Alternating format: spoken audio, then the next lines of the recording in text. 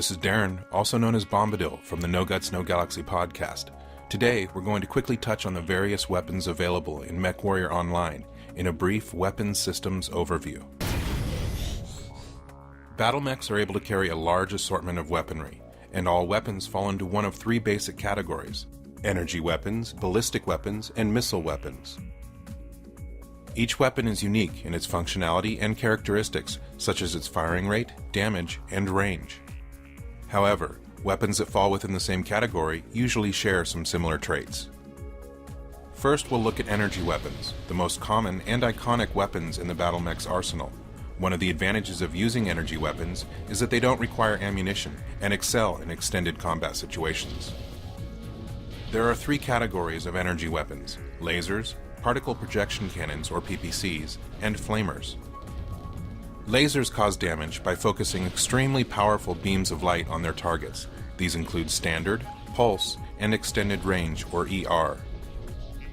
PPCs, also known as man-made lightning, include both the standard as well as the extended range or ER PPC.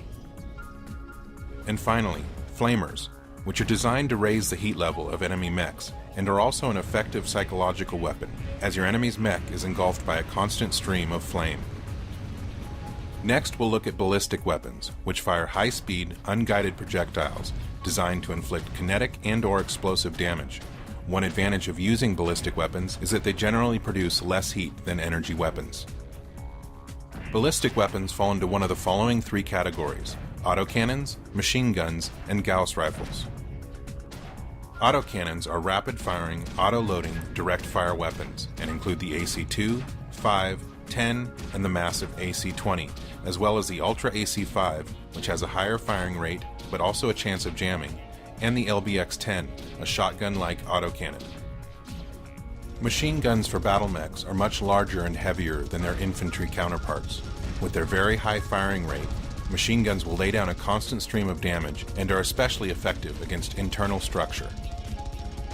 Using electromagnets, Gauss rifles propel solid metal slugs at extremely high velocities and are very effective at long range. And finally, we'll look at missile weapons. There are two types of missile weapons available: short range and long range. Long-range missiles are designed to engage the enemy at great distances. With the ability to lock onto a target and with indirect fire capabilities, LRMs can rain missiles down upon the enemy from well behind the front lines, working well in a support role. There are LRM 5s, 10s, 15s, and 20s.